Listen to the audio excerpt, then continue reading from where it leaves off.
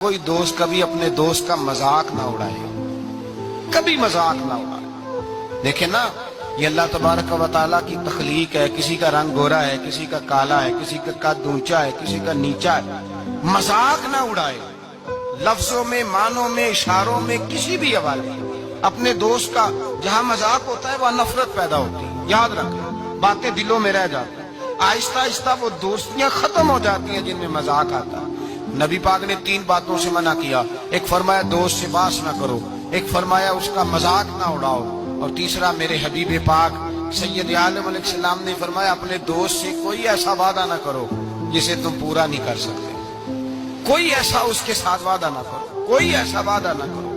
اپنے دوست کے ساتھ وہی بات کرو جس پر تم پورے۔